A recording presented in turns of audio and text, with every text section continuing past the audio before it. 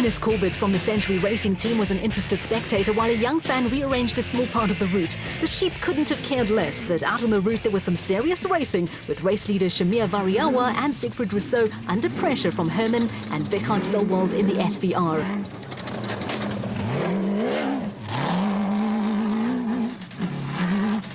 The Solwards were worried about gearbox problems and overheating, but were still pushing as hard as possible in a car built by Variawa Racing. Also in the mix were Colin Matthews and Alan Smith in the Century Racing Bat. Matthews is one of the fastest drivers around, but reliability problems have in the past been a major drawback for the team. At this stage of proceedings, all was well with the Century Racing pair.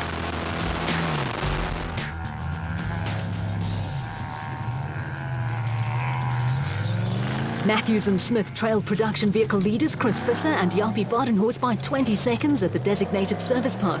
It did not take them long to catch and pass Visser and Badenhorst, who were protecting a big lead over Hannes Groblaar and Henny Testege. Looming up behind the RFS Visser Transport Toyota Hilux were Jimmy Zahos and Stephen Kutsia, who were the special vehicle surprise package in the Cobalt Racing Porter. From 11th on the road at the start, Zahos and Kutsia were now 5th and 4th in the special vehicle category. The Hannes Groblaar Henny Testege Toyota was also showing a few battle scars, with the pair followed by reigning SA Special Vehicle champions Evan Hutchison and Achim Bergman. In the dust, Groblaar and Testege and the motorized back came upon Jimmy Zaas and Stefan Kutsia, who joined the Harpers as members of the Roly-Poly Club. Driver and co-driver were shaken but unhurt.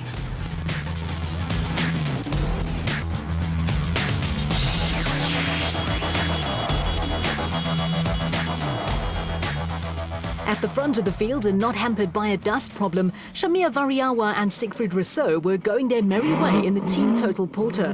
The challenge from Herman and Wichard Solwald ended with an off-road excursion that dropped them way down the pecking order, and it was Colin Matthews and Alan Smith who were now charging as hard as they could after the leaders. Production vehicle leaders Chris Visser and Jaapie Badenhorst were also not hanging about and were keeping Evan Hutchison and Achim Bergman at bay. It looked as though the motorized pair had settled for a safe third in the special vehicle category and weren't taking any risks in the dust. Behind the motorized car, the Atlas Copco Toyota Hilux of Gary Berthold and Andre Vermeulen had quietly chipped away at the opposition and almost unnoticed had slipped into second place among the production vehicles. Berthold and Vermeulen had upped their pace on the second loop and were now running ahead of Hannes Groblaar and Henny Testege in the RFS Toyota Hilux.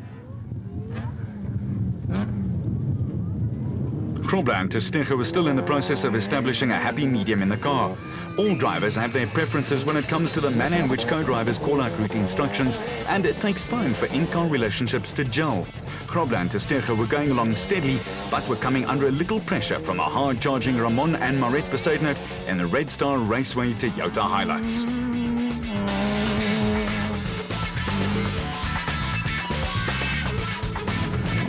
Veteran Nardus Alberts and son Louis had driven a steady race to run a strong fourth in the special vehicle category, and Mike Whitehouse and Matthew Carlson had done a sterling job first time out in the Regent Racing Nissan Navara.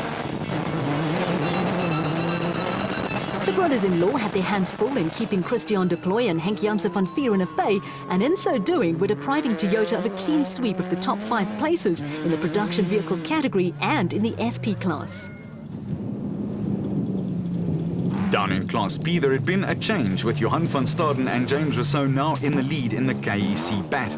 They were aided and abetted by a blown motor which put the Besaidnout brothers out of action, but it fought back superbly to be 5th overall in the special vehicle category. Behind the KEC Bat, there was plenty of support for the steady Boela Bottas and Willem Pretorius in the Bottas Transport Bat, who had also produced a workmanlike performance that took them into 6th overall and 5th in Class A.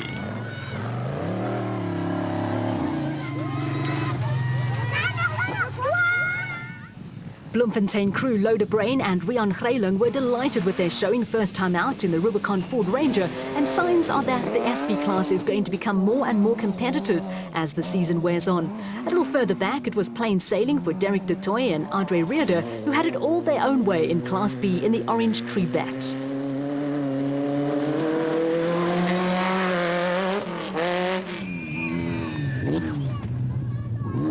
There was also a clean run for veteran former champions Richard Schilling and Chris Davies, who had taken over second place in Class P in the ACECO. A hard-charging Naheem Mwasaji and Rayan Borhanya were the meat in a Class P sandwich, with Schilling and Davies moving ahead of the Regent Racing Jimco of Archie Rutherford and Craig Dartfire, with the pair plagued by a recalcitrant alternator and brake problems.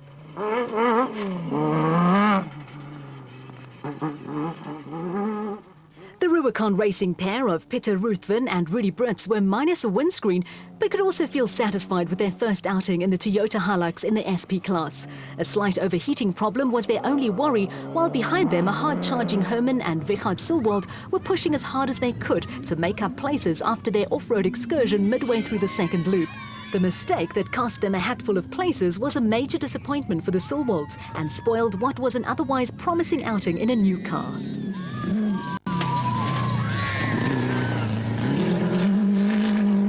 Another steady performance took reigning champions Dewald from Medar and Johan de Tooy to the Class D win in the Northam Toyota Hilux D4D. The pair came under periodic pressure from Brandon Harkis and Scott Watson, who had an up and down time of it in the new JMR Fleet Management Bat.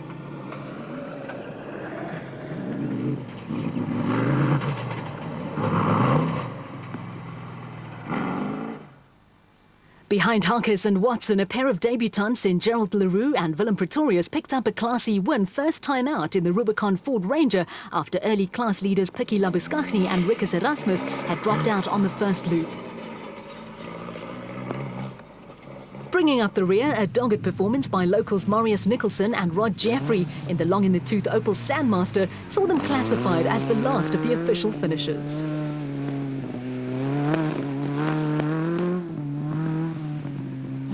Back at the Darling Club, Shamir Variawa and Siegfried Rousseau put the finishing touches to a convincing victory. No problems with the car, Navigator did excellent, never got lost, never wrong slotted. Yeah, mechanics done an excellent job on the car, so we're fine. While Variawa and Rousseau prepared to celebrate, Chris Visser and Jaapie Badenhorst made a sedate appearance at the finish, with the last overall win by a member of the Visser family in 1975, when Visser's late father won the Roof of Africa. Yeah, yes, it was great. Yes, it was awesome. Yeah, I must say we had a wonderful day and we had problems. And, yeah, yes, we late from the start this morning.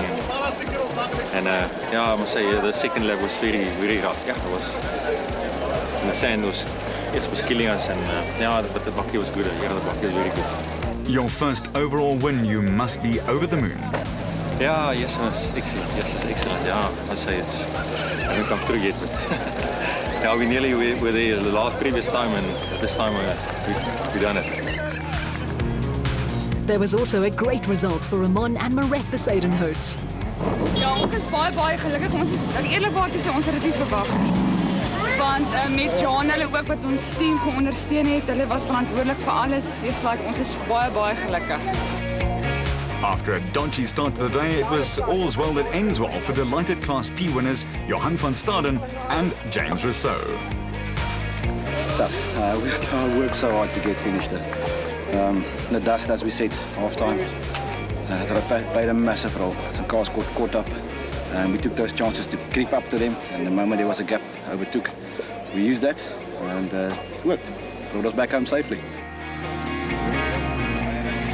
There was also a happy ending for Class B winners Derek de Tooy and rookie co-driver Adre Rearder in the Orange Tree Bat. Yeah, it was very nice. I mean, we had a very good race. We had a couple of wrong slots, but Adre was very good with the book. He knows the area quite well, and yeah, we had nice speed. We were a little bit worried. We were catching Loader Brain just at the end with the SP bucky, but then I heard something funny at the back, so I stopped and just checked. I didn't want to break it before the end. And finally, a great moment for Gerald Leroux and Willem Pretorius with a Class E win, first time out. Brilliant racing. Nee, eerste keer. Ons het nou geleentheid met die Rubicon span, lekker klomp mense. Ja, ons het gedink as ons die geleentheid het, gaan ons dit aangryp en ja, dit was baie lekker geweest. A competition for the school with the most families of the race was won by Voorretzig Primary, who took the first prize of R5,000. Darling College was second and won R3,000, with third place Darling Law School pocketing R2,000. A comfortable and popular maiden production vehicle win for Chris Visser and Jaapie Badenhorst, with Mike Whitehouse and Matthew Carlson preventing a Toyota clean sweep of the top 5 places. On the special vehicle front, a flag-to-flag win for Shamir Variawa and Siegfried Rousseau, with 3 Class B cars making it into the top 10.